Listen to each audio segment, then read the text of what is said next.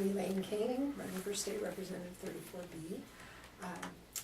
My husband and I have lived here in Madison County for 30 years and raised our 5 children here. My husband's a 4th generation Idahoan who grew up on a farm, so he knows the meaning of hard work. We still have family members that run that farm. I've been involved in politics since I was in junior high school. My first vote at age 18 was for Ronald Reagan. Been a Reagan conservative ever since. In the last several years that I've been involved with the Republicans, I've been the president of the Republican Women, and I've chaired the Republican Central Committee for 2 terms and a term as legislative district chair. I've also had the opportunity of writing bills and rules and resolutions, so it's been very interesting, and I've really appreciated my time as a member of the Standing Rules Committee. I love Idaho. I fell in love with Idaho before I fell in love with my husband, and this is where I wanted to raise our family, and I want to keep the values that we have here, and hope that I can do that through legislation and through supporting the people. Excellent, thank you. Marshall, go ahead. I'm Marshall Merrill. I grew up here in Rexburg. My folks were here at the college for 40 years, and oldest of 7 kids, and education's been a part of my family. Been involved with the Lions Club and vision screenings all over the valley. I've been involved in the hospital board, which is the largest asset and largest part of the county's budget, and have been involved in that for a lot of years. Just decided that there are just some things that I would like to see if it can be a difference can be made. I don't claim to be a politician. I don't claim political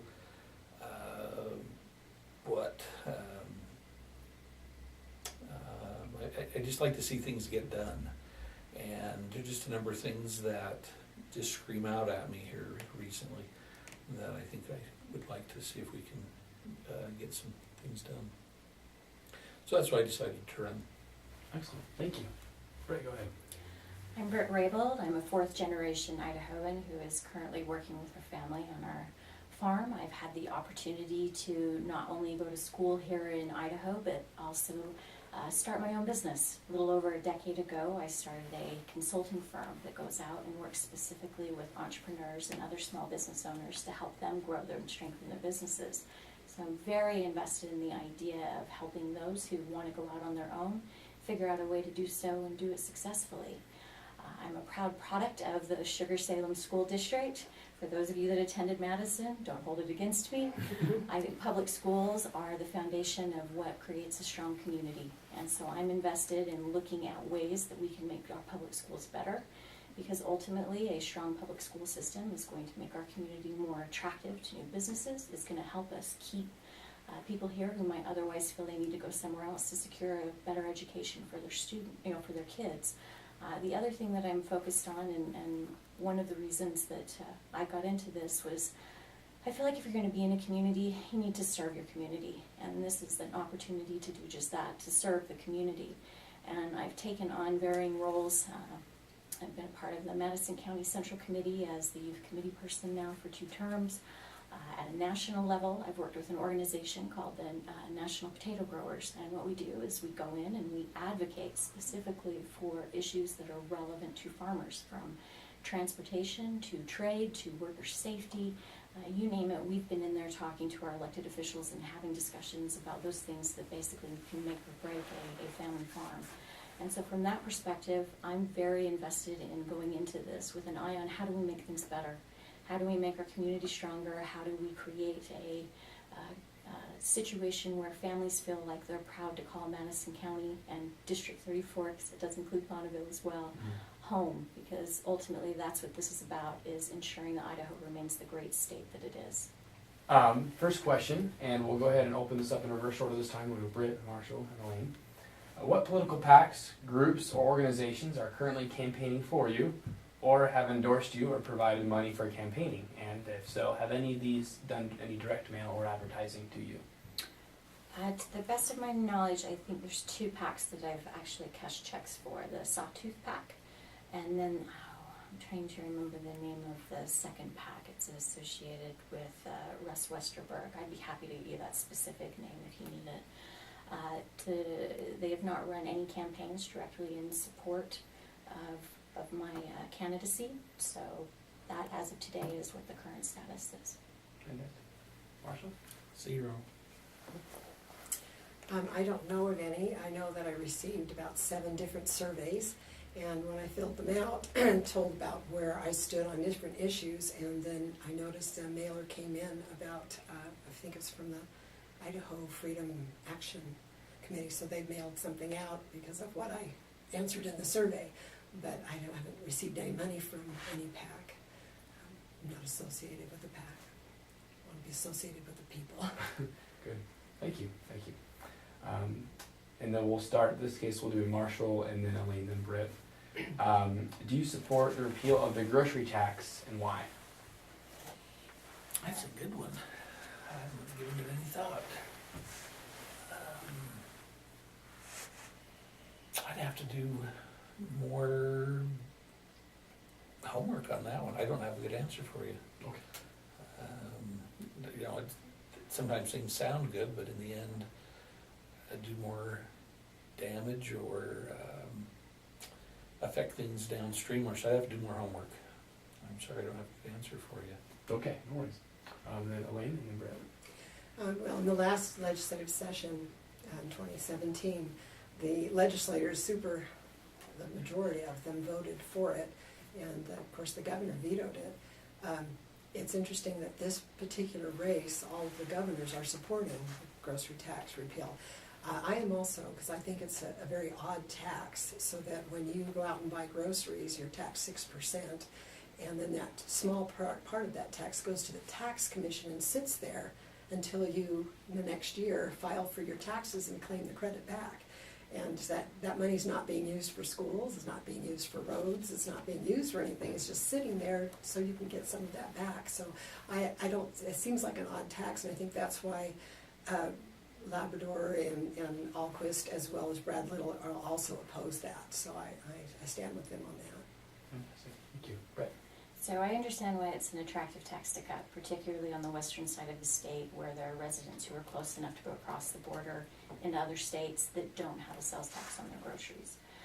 My perspective in looking at it, and as I went through and did the numbers, is that for a family of 6, they would have to spend more than $10,000 in groceries to eat up the benefit, the credit that they get back on their income tax return for what we have in place now, which is $100 per individual per year, assuming that you live in Idaho all year. For a married couple who are 65, it would be $4,000 before they would eat up the tax that the credit would allow. Now granted, some families may spend significantly more than that in terms of what their grocery spend is. But the way that I look at it and the feedback that I've gotten from others as I've gone out and talked to them about this issue is they feel like it's a fair tax because everybody pays it. Whether you're a resident, a tourist, a college student, it's a tax that everybody pays, but only residents get the credit back. And so from that perspective, it's viewed by those that I've spoken with and just from where I'm sitting as an opportunity to diversify Idaho's revenue sources and at the same time ensure that Idaho citizens are receiving some benefit back to them in the form of that tax credit.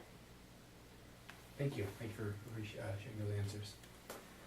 The next question is 62,000 Idahoans are currently without health care coverage. What do you propose as a solution for those who don't have health care coverage in Idaho? And also, in addition to that, do you support Governor Otter's proposal that never got a vote in this year's session?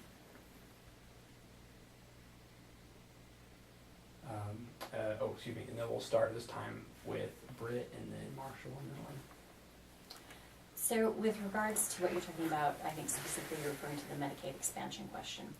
And right now, there's an initiative going on around the state where they're trying to collect enough signatures to have it posed as a question on the ballot in November. One of the things that has been brought up is the viewpoint of can Idaho afford to expand Medicaid, because ultimately Idaho will be responsible for that additional 10% eventually versus the 100% that the federal government would pay in the beginning. And so can Idaho add those additional healthcare dollars to its budget and still meet its other, the other requirements? The thing that was so attractive about Governor Otter's plan was that it seemed to address the underlying issue, which is that a sicker population is going to drive up the cost of the underlying premiums. And so by taking those sicker individuals out of the exchange and placing them on Medicaid, it would lower the overall premium, it would help lower the cost of the premiums in the exchange and hopefully provide some relief to those folks in that segment, and also create the opportunity for some other individuals to gain access to the exchange as a result. I think there's a lot of pluses to that. I respect the concerns that individuals have about the idea that it represented an expansion of Medicaid, but I'm not sure that's the most accurate way to describe it. Overall, my frustration with what I've seen happen in healthcare is that it's been about health insurance reform, not healthcare reform. And unless we take steps to drive down the overall costs of healthcare itself, it makes it a little difficult for me to say, yes, let's go all in on making sure more people have health insurance. Because if we aren't bending that cost curve down, then it doesn't matter if everybody has health insurance if we can't actually afford to pay our deductibles and premiums and everything else that goes along with it in order to have that health insurance. Thank you. Marshall? Yeah, I've been around the hospital and it's and in healthcare myself, and I was really intrigued with what they had come up with over there in Boise. And from what I had read, I felt that I was in favor of what I had read, to get some of those high-risk people out of the marketplace that are so expensive on policies. And that's one of the things that's driven me to want to be involved, is when you hear from, as I have my patients, that they're spending $1,200 a month on insurance with a $7,000 deductible, and what are they getting out of that? And there's the side too with the healthcare, is personal responsibility, and that's the part that is really, really difficult when you're a provider and you see some individuals that are coming in over and over and over, that a lot of the problem is self-inflicted, and yet you and I carry the burden of their cost. So there's this balance of personal responsibility and accountability, and then helping. I think as I talk to people, that the grocery tax never comes up in my conversations. That hasn't been of interest to anybody I've talked to. But this one on health care is huge. When you've got, as we probably all do, have family here in the valley, and with what they're spending, wow. So I'm just open to something. We need to do something. We're better than that. We're Idaho. And so what I read, I felt I was impressed with it. Good, there are guys over there and gals that are thinking outside the box. Hooray. And we got to get something done. Thank you for your answer. Wayne, your response. Yes, one thing I did appreciate in this last legislative session, at least they did pass a bill that would allow us to get insurance across the state lines, which I think is a move in the right direction. There's no doubt we have a problem with our health care and Medicare and Medicaid rather, and I think one of the things we need to really look at as a Republican is that we want to make sure that we aren't having a solution that is going to cost us more money and that's going to take away individual responsibility. But at the same time, I'm really worried about the solution that was presented. There's some things that I disagreed with. I agreed with some of the things that they've just said. With the Medicaid expansion, there was a bill, it was a Medicaid expansion, but that didn't go through, and I was grateful for that. I think there's some good solutions out there. I've visited with some insurance agents, and they actually came up with some really interesting, very innovative solutions, and I think Idaho can come up with a good solution. I don't think this is necessarily the solution. I think it may cause more problems down the road. As Brittany said, if we have to pick up that 10%, we don't know for sure how much that's going to be, and it might be very costly, as it's proven in other states that have expanded Medicaid. The other thing I thought was interesting is that the New England Journal of Medicine, they've actually done a study, and they said that expanding Medicaid has actually been lowering the quality of the health care that was provided. That is not an acceptable solution if it's doing that. So I think we need to really be careful on which direction we go. And really, I agree with these guys. We can come up with a better solution, and I think we can, and we will.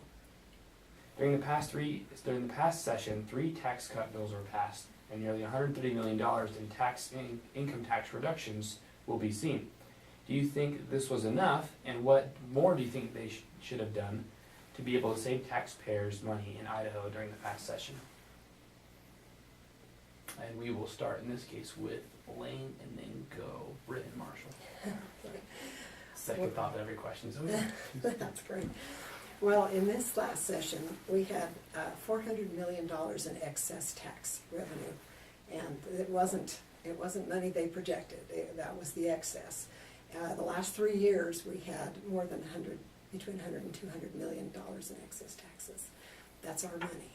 So I really believe in being fiscally responsible, and the income tax rate that they did pass, 0.4%, is a nice little reduction. I think we can do more. I don't think we would hurt anyone with the grocery tax repeal, with the kinds of money, that revenue that we have. Most people that I talk to here, they're more concerned about property tax. Their property taxes are high. So one thing that was good that I thought was passed that will help is that the state decided to give some of the money for housing inmates to the county. So that offsets some of their money, which means they won't have to have as much property tax. And that was a good thing. So I think there's some other things we need to do when we have that kind of excess every year. There's more taxes that I think we could probably cut and not even be faced by it. Okay, thanks. Britt and then Marshall. I think everybody's always in favor of a tax cut. Who doesn't want to get more money back? I think what we saw during this last session with the discussion around the tax cut was probably one of the more comprehensive discussions we've seen with regards to tax policy. Sometimes it just seems like a tax bill appears and we have no idea where it came from. This one had the context of the revenues that came in, all the projections. One of the things that I like to think about, though, and keep in mind is what happened during the recession and how Idaho had to go and dip into its reserves significantly in order to keep us fairly level, and departments still experience extensive cuts, particularly in education. I believe the cuts were in the 20% range. And so the reality is that I think of this as a little bit of, feast and famine. Right now, we're in a period of time where we are collecting higher revenues than expected. My question is, are we being thoughtful in projecting out into the future and ensuring that our piggy bank is full, so that if the time arises down the road where we have the economic cycle as it ebbs and flows, it comes, back down to a low point again, are we in a position as a state that we are not going to have to cut our services to the point where it starts to hurt our citizens? Because at that point, that's the absolute worst time to go in and ask people to pay more in taxes. And so I want to make sure that as part of that discussion, anytime we're talking about tax policy, we're thinking about those conditions and those circumstances and the commitments that we have, whether it be for education, infrastructure, whatever it might be, that we're being thoughtful with those projections and that we're not leaving ourselves short so that we end up like some other states where, well, we have teachers out in the streets protesting because we've cut so much from education, or we have roads literally falling away because we haven't been able to maintain them appropriately.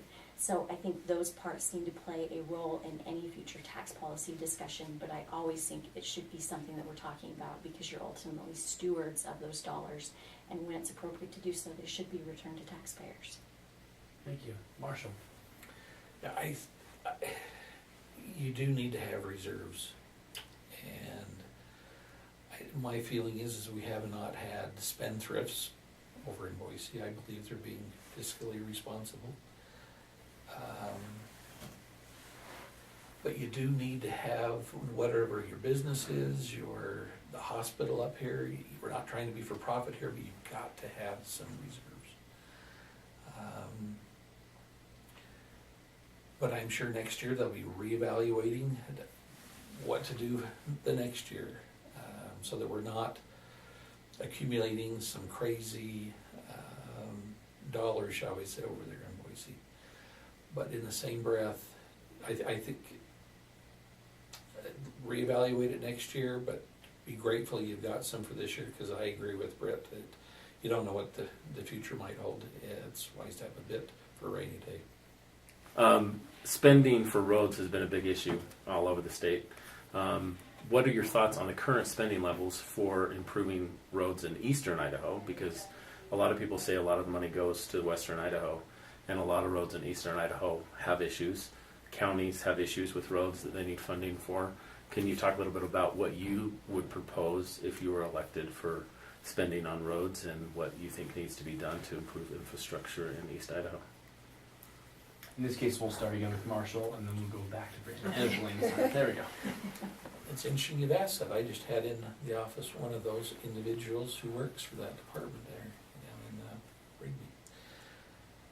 And a very conservative individual, and just the way the balance of as I've been told by this individual, the population is they do get a lot more and have a higher need than we do. They're focusing a lot up in Island Park right now. But it does seem to many of us here that we're getting shortchanged a bit. Visiting with our own county commissioners, they have contact regularly with the state on that topic, and their feeling has been, visiting with them for many years, that they're meeting our needs for the most part. Could it be better? Sure. But they're pretty convinced, some of the past county commissioners as well as some of the current ones, that the allocation has been fair, shall we say.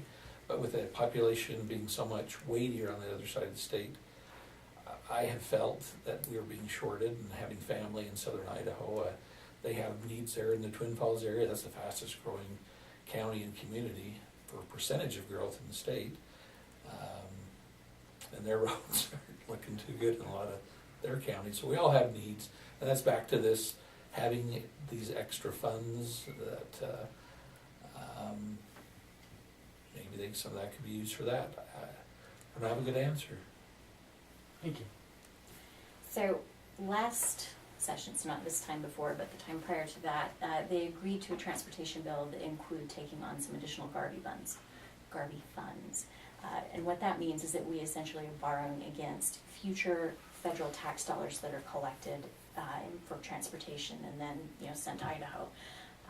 Most of the Garvey funding is going towards addressing issues on the interstate between Boise and Nampa, Meridian, and that growing region out in Canyon County. The reality is that yes, it is a significant population over on that side of the state. But we are in a situation where our infrastructure plays a key role in our ability to continue to have economic development. And so from that perspective, we are growing on this side of the state as well. Not at the rate of what's happening on the other side of the state, but the growth is definitely there. And so we need to be thinking from an overall perspective. Yes, this is where the bulk of the growth is, but we can't be ignoring areas like eastern Idaho that are experiencing significant growth, and I think are experiencing some growing pains as a result of it. One of the ideas that I came across that I think would have a lot of appeal is North Dakota put together a low interest rate program specifically for communities to come to the state and propose projects. So it's not a case of the state spending the money without any return. It's a case of the state putting forward that money at a low interest rate, and so communities might be in a position to pursue these infrastructure projects faster in terms of timing and in terms of execution, because those dollars are more readily available than, say, if they'd gone a more traditional route for funding of those kinds of projects. So I think that's an option that we could get behind in Idaho, because it's not a case of just spending money for the sake of spending money, but we're working at the state level to help at the local level facilitate those kinds of infrastructure projects. I was talking to one legislator, and she mentioned that there are bridges in her district that school buses can't drive on safely. And so the school buses have to route around those bridges in order to complete their route of picking up their kids to take them to school. That's the kind of stuff that I don't think any of us want. And so I think we need to be creative and look for ways in these smaller, more rural communities outside of the Treasure Valley to implement the sort of infrastructure improvements that I think we'd all like to see, and do it in a way that's fiscally responsible, which, you know, that loan program could potentially align with. Thank you. Natalie? Well, and one of the most viable uses of tax dollars to me is for roads. We all use them, we all need them. And of course, we had the fuel tax was raised, and registration fees were raised to help with that. I didn't support the Garvey bill because that's using federal money, and at that time, we had put money back into our rainy day fund, and we still had enough money to be able to use to help with the Boise's road system. And it might have taken 2 years of that excess money, because we do have to put so much back into the rainy day fund. And I think that would have been a better use of our own money to fix those roads, so that if we really needed help down the road, on this end of the state, then, you know, we could then look at that Garvey money. But while we have that money available to us, I think that's what we should have done, is use that. Garvey funds, to me, is like, boy, that's when you don't have enough money. And I think we could have used our tax money a little better that way. I would like to see a different way of maybe funding transportation, a little bit more from the general fund, which they can't do. But I think we can look at maybe a possibility of using some of our tax money for the roads, which we all need to use, and they need to be fixed, and they need to be safe. And so that's just a couple of things that I thought about in transportation issues. Moving on to the next question, though. Let's see. School safety has become a huge issue in our country. Do you support school teachers being armed, and what legislation would you propose, if elected, to make schools safer? We will start with Marshall, and then go to Lane and Brett. You bet. I think that training teachers, that Second Amendment is sacred. And the bad guys are just going to have guns. They just always do. And you look at countries. I have a daughter-in-law from England. People are unarmed. We don't want that. But one of my dear friend patients had a funny off-the-wall solution. He says, you know, there's plenty of us Vietnam vets that are retired that would love to have a job like that, being a safety guy. I mean, what a neat, just out of the box kind of the solution. I would have thought of that. But it's again back to coming up with ideas at the local level. And I've been out to West Jefferson doing school screenings, and they have a great system out there. They have a double door lock system, and they answer at the front with a intercom, and they vet you to allow you to get through that door. Someone then will meet you at the next locked door. This is rural West Jefferson. Great idea.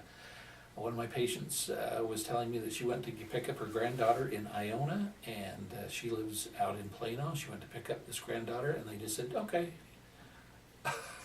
She was livid that it was that loose.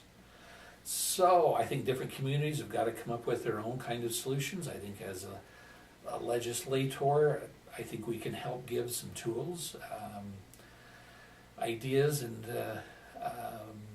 but ultimately it's going to have to come up, I believe, at the community level. But taking away guns is not the solution. The bad guys will always have access, but we've got to be smarter, a step ahead. And I think it's going to be more, again, community involvement, and each community is going to be a bit different. Thank you. Go ahead, Brett. So school safety starts before someone ever steps foot on the campus.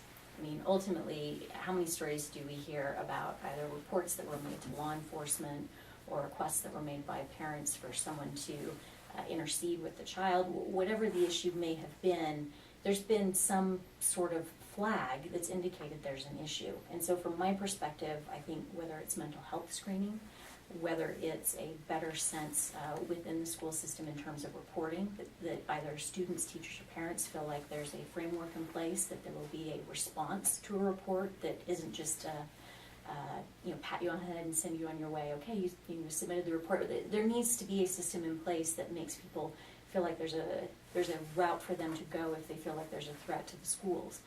That was one of the positive aspects that came out of this legislative session is they passed the bill that clarified that if you made a threat against school off of school grounds, this could now be charged as a crime. Whereas before, if you weren't on school property, it didn't matter if you made the threat somewhere else, they couldn't charge you for it. And so from that angle, that's definitely that before they even get to the school campus, we need to be proactive. With regards to arming teachers, we ask a lot of our teachers, and I think if we start requiring that teachers carry firearms, I just don't think that's a path we want to go down. I think if there are teachers who want to go through the training, who want to take the necessary time to learn what's necessary to have those skills, to have a gun in that kind of setting to defend a school, I think that should be an option that's on the table, but I just don't think we can require that of our teachers. I do think that there's a lot of benefit in having well-trained school resource officers on staff. When I spoke to Chief Terman about it and his discussions that he's had with his resource officers that are on campus, he says these incidents, if you think about them in terms of timing, it's a matter of seconds. He says even though our police department's right here in Rexburg, in order for us to get out to the high school, he says we're not going to get there before it's all said and done. And so having those trained officers on staff, on site, and engaged with the student community can make a big difference, which is what we saw with one of the schools where the resource officer engaged with the shooter and managed to resolve the issue in a matter of seconds himself. And so I think there are ways that we can go about securing our schools. I think a lot of the schools are more self-aware in terms of screening people who come in. I suspect there's always more we can do. I'm not so sure that kids should just be allowed to walk out with whatever adult happens, to come by. But ultimately, we need to be thinking about measures we can take before someone ever steps foot on a school campus. Thank you. Lynn? Well, I want all our children to feel safe enough to go to school, and so to me it's a real important issue. And I agree, I think veterans and ex-police officers that would like to be on campus, be in the school ground, they already have training, so they know how to use guns. And I think that alone will make the children feel safe. I certainly would take down signs that say gun safe zone, because that just is saying, that would be awful. I wouldn't mind putting up a sign saying that we have people here on campus that have guns and that protect our children. And that would be a good deterrent right there. And I agree with what has been said here. I think those teachers that are well trained and feel very comfortable can have a concealed weapon. I would rather have that than have some of the horrific things that we've seen this past year. So I would be supportive of that. Thank you. Thank you. Education funding, speaking of schools, was increased by $100 million during this year's session, but Idaho is still behind in many states in education funding. What would you propose to help increase funding of education in our schools? And we'll go ahead and just do Elaine, Marshall, and Brett. Well, that's a great question. So my background is in education, and I'm always concerned about schools and what is going on there. Money isn't always the answer. 63% of our entire state budget goes to education, and over the past couple of years we've got a 30% increase, I think, after this year. But where's that money going? And I think this next legislative session we are looking at a new funding formula. And I think this is an important one because instead of doing average daily attendance, we're looking at having, how many students are in your classroom and so much money per student, not how often they've come to school. That puts a burden on the teachers I've interviewed. And they said, well, we feel like we're the problem because Johnny stayed home for 2 days and we're going to get docked in money. So that funding formula is going to be very important, and we need to really pay attention there. Also, they are going to be looking at funding the school districts differently, and that has to be extremely adaptable and flexible. That money needs to go to the districts in the way that they need to use it, which is different from, say, the district in Salmon. So I don't think throwing more money in the schools is what's the problem. I think we need to use it differently. We need to dissect what that budget's all about. Where is it going? Are we top heavy? And get the money down to the teachers in the classroom where it's really needed. And that's kind of where I would be, and I'm looking forward to the 2019 session so we can get that new funding formula in place and make sure it's going to give us the money that the schools need. That's what I have to say there. And then Marshall. Idaho's a tough one. One of my patients' friends from out to Butte County has been the superintendent. You get those kind of counties that, wow, to come up with money, really tough. We're fortunate here, but hearing her talk, to have so much federal land that they don't offer any help. They're not paying anything to the tax base out there. Some things that I've seen that I don't know if we're looking at the state level, but pick on Germany, the German education system. They'll take kids starting at a fairly young age and start not the government so much as parents and deciding what type of training is best for some of their kids. And for example, you've got industry that's gotten involved in education in many of these European countries, Germany being one of them. And Mercedes-Benz, for example, will educate kids. I don't know how soon they get involved, but at least through the college, the high school level through college. And I've understood that some of our states are starting to look under the hood of these different ideas for educating. And you look at that Silicon Slope down in that point of the mountain to, what's that called down there at the end? Jeez, not to Nephi, Utah. But as they're getting more and more industry in there, they're doing some out-of-the-box things with education down there that are quite interesting. And so I think that our future is going to lie is if we can get more, and that's one of the things I'm passionate about, is what can we do to get more economy and become kind of like they're calling it now, the Silicon Slope down there in Utah County. Not that we want to be Utah County, that's why we live in Idaho, but what they've drawn in there for industry is amazing. And what we can tap into there, if we could have those kinds of industries and get them involved, like I've seen Mercedes get involved in education and other industries there in Germany. How do you get there? Well, again, it just starts dreaming and then moving toward action. Do I want to see our teachers paid more? I do. My parents were educators. All my siblings are doctors, surgeons, etc. So education is extremely important. I found it. You want to see these people paid well, especially the ones who are not just hiding behind tenure just for tenure's sake, but are really making a difference in the lives of children. But I really think the future lies in getting more of private sector businesses involved. Thank you. And Brett. So part of the increases over the last few years with regards to education are speaking specifically to the 5-year career ladder that was implemented with regards to teacher pay. And the goal was to attract and hopefully retain new teachers as they were starting out in their profession. Now, where we somewhat came to an abrupt halt is that career ladder doesn't take into account those teachers who have been in the profession for longer and are more experienced. Their potential for growth in terms of wages is less. And so I guess the question that I have is, we've invested all this time and energy in getting new teachers here.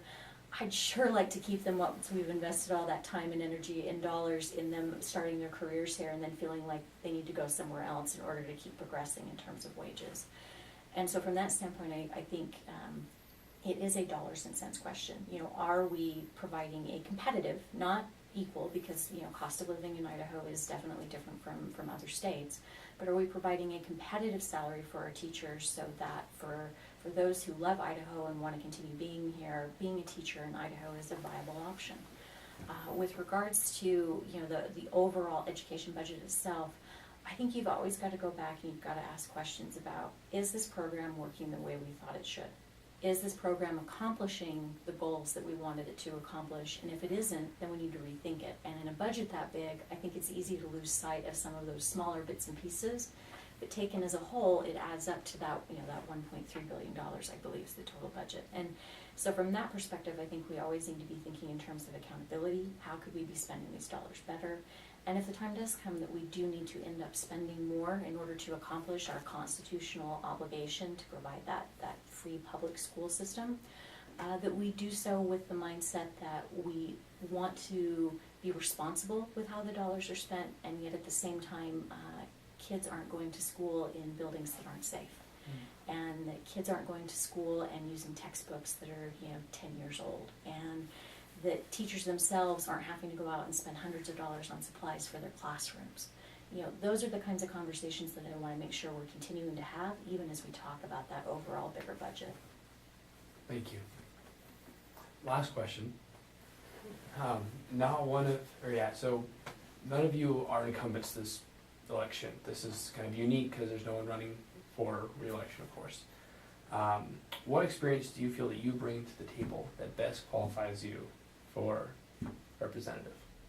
And we'll go ahead and start with Marshall this time, and then we'll go to Britt, and we'll go with Elaine. Owning a couple of businesses for the last 30 years, meeting payroll and taxes, of course, having experience at the hospital board these last 12 or 13 years. It's been an extremely active board. Don't make everybody happy. We're not trying to not make people happy at the hospital board, but our job is to be stewards, fiduciary stewards to that facility and to this community to help keep healthcare costs down. That experience has been quite valuable. Having background in healthcare, I think really, when you talk to patients, as I've asked patients the last year, 6 months, the things that concern them the most. You hear a little bit about the property tax issues, yes, but healthcare costs, what it is costing these good folks here in our community to be insured, and the cost of their deductibles, it's just crazy. We're better than that in Idaho. So that's one of the areas that I'd sure like to see us come up with some solutions to help these good folks here. The other one is jobs for Eastern Idaho. And our number one export, most valuable export, as you and I have talked before, is our kids. And it's an unusual family. My children happen to all live here. One of them just moved down to Utah and may not live here, but I think most of us and most of our kids would like to be here if it was possible.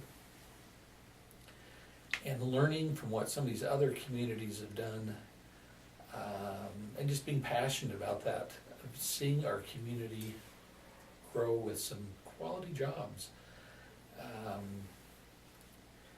And maybe, as I've been on the board, sometimes not being so politically dialed in, and that's maybe not even the right way to be. I'm not saying I'm a loose cannon, but to be able to think outside of the box, because sometimes solutions come from awful interesting areas if you'll just listen. And not always are they coming from our political sources, shall we say. But just those kinds of experiences. I've been able to live in the 3 O states for education and church reasons, and glean from what's in some of these other states. And like these women, I'm sure they're passionate about this community as much as I am. And so that's what's brought me to the table and desire to run. Thank you. So for almost 20 plus years now, I've been involved in some capacity with agriculture.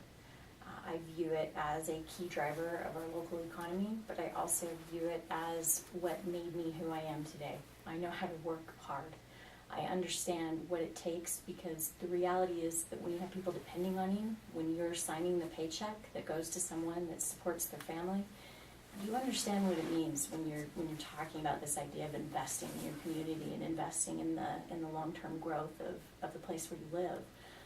Beyond that, I've made it a mission of mine to be an advocate to go out and to speak to the issues that are important to the people who I believe are sometimes underrepresented, whether it's, you know, they're entrepreneurs and business owners who aren't big companies and so they feel like their voice isn't being heard, or they're just a member of the community who has a particular issue that they feel like they haven't gotten much traction on. I think that there is a need to speak up, to represent as a servant leader, and I view that as part of my DNA at this stage.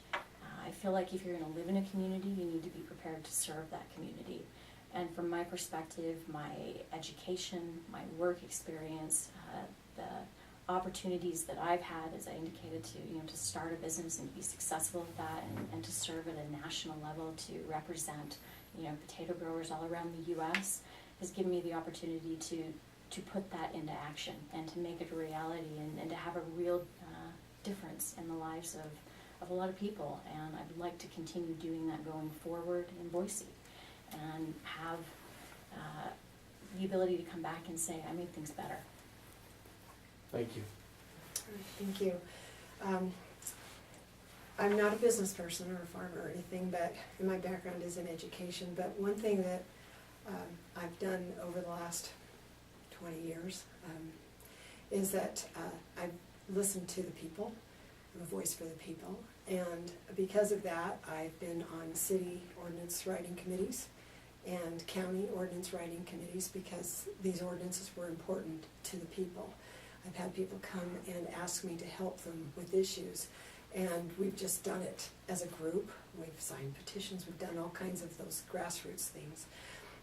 One of the things that I think has been helpful is actually writing bills, which has been a really good experience, and I feel like that has been something that can help me to be confident to start right in January, to do the things that I think are necessary. I've already had people come to me with concerns, and we're already working on some other bills. And I really feel like sometimes the voice of the people are not being heard. And one of the reasons I feel strongly about this is having written a bill and having watched to see what happened to that bill and how it was put in the desk of a committee chair and not brought forward because the committee chair said it was a personal issue. She didn't want to bring it forth, even though the committee wanted to hear it. And that, to me, is not representative government.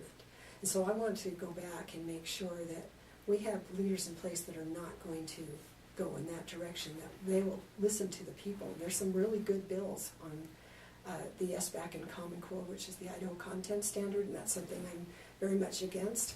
But the committee chair will not bring it out from her desk for the representatives to listen to. So I think there's work that needs to be done back there, and I think having been involved with the city, the county, the state, and even on the national level has helped me and prepared me to get that work started right away. Excellent. Wrap up, and we'll just go in the order started in. So I believe it was Wayne, Marshall, and Brett. Just clothing statement. Okay, well, it's pretty much what I just said. Yeah, I would like to be the voice for the people. And I feel like that this is an important time, especially for education, because in 2019 we are going to be looking at that funding formula. We are going to be looking at expanding Common Core in science and in healthcare. There's a couple of bills they want to bring back. This is not good for the education of our children. I've interviewed the teachers and parents and students, and they all are on the same page.